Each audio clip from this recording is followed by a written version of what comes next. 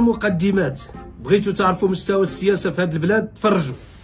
عزيز أخنوش رجل ناجح على مستوى الأعمال، شخصية قوية، كان يحتاج إلى شيء من السياسة تعلمها بسرعة، ومبين الرجل عنده قدرات كبيرة، فهم وضع السياسي في المغرب ويساهم فيه بشكل ذكي، وسيكون له ما له في المستقبل. حزب التجمع ضعيف، لا يمكنه أن يلعب هذا الدور، لأنه لا التجمع ولا زعيم التجمع كيديروا السياسة. واش كيديروا؟ تيسيروا أموالهم من خلال السياسة. بن كيران ليس هو ذلك المنقذ من الضلال.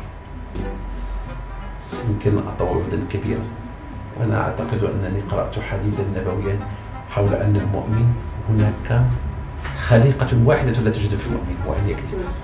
وعلى بن كيران أن يطرح السؤال على نفسه. بن كيران حينما ينطق بكلمة يعرف أين تتجه، حتى في النظرات ديالو يضبطها، النظرات ديالو يضبطها، حتى الملامح ديال وجهه كيفاش كيغيرها مع الخطاب ديالو كترتبط بالخطاب ديالو.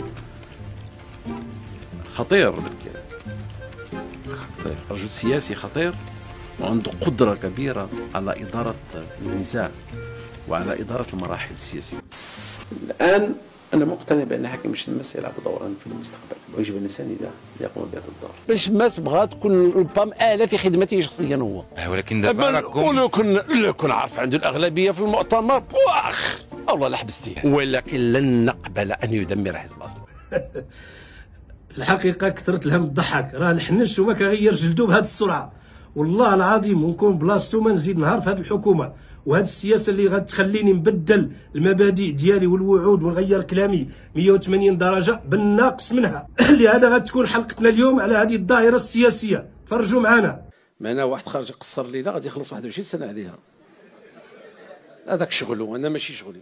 واش هذا دابا اسلوب ديال راجل السياسه؟ هذا راه تشجيع على الحمل غير الشرعي، يعني هذاك اللي عنده الفلوس غير يتعدى على بنات الناس ويولدهم ويخلص الفلوس ونسمحوا ليه، غادي تجي غير في اللي ما عنده والو، اما اللي لاباس عليهم مزيان ليهم هذا القانون. ما عرفش انا كيفاش كيجيبوا هاد المشاريع اللي كتخدم المرفحين. القانون واضح، السي وهبي اللي دار الذنب يستاهل العقوبه، وما كاين لاش نبقاو نديروا في قوانين لا يقبلها لا المنطق ولا الدين. هذيك حياته الخاصة، خصو يمشي في الزنقة ويصور واحد، ما عندك الحق تجي تسجل ولا تصور إلا عندك البطاقة بالجنس الوطني، الصحافة، باش كلشي يتضبط، والمواطن يكون دايز يدير يمشي مع وحده ولا يمشي مع جوج، هذاك شغلو، أنا خصني نحميه ما يقرب له حد.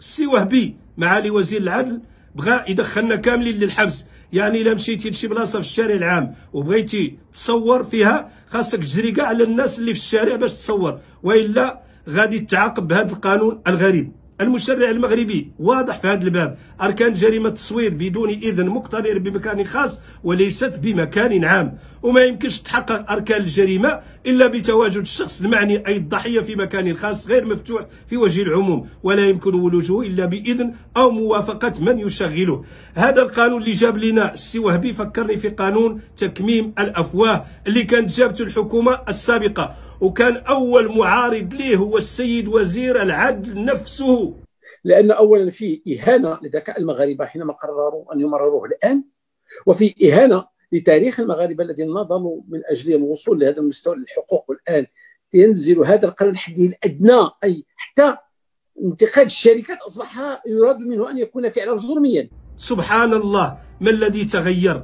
اللي تغير هو أننا أمام السياسيين كيبدلوا جلودهم بسرعه وكيتناقضوا مع كلامهم غير باش يستافدوا من الامتيازات. شوف حياتي التعييت، ما عمرني شفت وزير من نهار جا وهما الاحتجاجات في القطاع ديالو كل شهر، شفت حتى عييت ما عمرني شفت شي وزير كل ما خرج شي خرجه اعلاميه الا وكحلها وعماها وخلى الدوله واحله فيها. اليوم تيا في هذا الوقت بالضبط اللي حنا كنتكلموا فيه اصحاب البدله السوداء مجتمعين في مكان ما في الدار البيضاء في بوسكوره باش يتفقوا اما على المقاطعه لمده اسبوع، مقاطعه الجلسات ومقاطعه الصناديق. شتي درتي؟ رجل السياسه هو الذي يتفاوض، رجل السياسه هو رجل اطفائي وليس رجل للحرائق. حنا راه ما جابتكش الدوله باش تشعل الحريقه، راه جابتك باش تطفي، جابتك باش تتفاوض، جابتك باش تلعب التوازن في القطاع اللي انت جزء منه.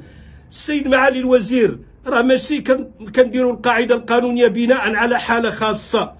ايضا انت السيد معالي الوزير لست مشرعا، انت جزء من صانع التشريع في المنظومه في المغرب، ماشي غير طاح لك قانون في دماغك تقول غدا غادي نطبقوا القانون اللي جا في دماغك غادي تقول انا غادي نطبقوا. راه كاين صناع التشريع والسلطه التشريعيه المختصه، انت كتقدم بمشاريع القوانين ماشي انت اللي كتشرع، وماشي كنبنوا القواعد القانونيه لا تبنى على لا تؤطر حاله بعينها. القانون يؤطر وقائع تقع الان او ستقع في المستقبل الا ما كنتي قاري القانون. راه عيب وعار غير طيح الفكره ديالنا فكره في راسنا ونقولوها. ثانيا ما يمكن مناقشته او اللي كتجيب انت من تعديلات سواء في قانون المسطره الجنائي والقانون الجنائي هو محط نقاش عمومي، وماشي انت وحدك اللي حاكم في هذه البلاد. راه معك احزاب سياسيه لها مرجعيات مختلفه، كاين اللي مرجعيه يساريه، كاين المرجعيه الليبراليه، كاين المرجعيه محافظه، وكاين المرجعيه اسلاميه، ثم امامك البرلمان ومجلس المستشاري والامانه العامه وسير.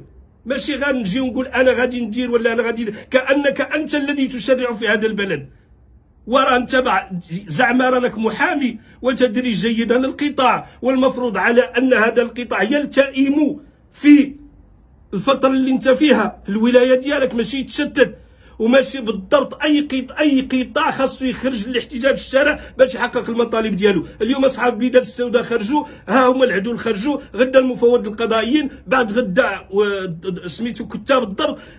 واش نحنا جبناك تهدي ولا جبناك تصعد؟ ما هكذا تراد الابل يا معالي الوزير، وما هكذا يكون رجال السياسه ورجال الدوله. رجال السياسه يجب ان يلعبوا التوازن داخل المجتمع. لا نحتاج الى الاستقرار، نحتاج إلى رؤية استراتيجية في جميع المجالات، نحتاج إلى بناء دولة الحق والقانون ولكن ماشي بهذه الطريقة، ونحتاج أيضا إلى رجل سياسة يدرك جيدا ما يقول، ماشي كغير الواد وما جاب، ماشي غير لسان وما فيه عظم. راه عندك واجب التحفظ، وراه الكلام يكون بالعبار ونعرف كنقول وكنقيسو مزيان، وبعض المصطلحات راه لا تليق بحارس الأختام.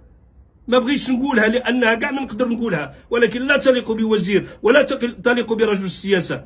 وفي الحقيقه لا انت لا بعض الوزراء معاك في الحكومه احسن لهم يبقاو ساكتين، اما الا تكلموا راهم غير في الحقيقه ما راه كاعش كيديروا.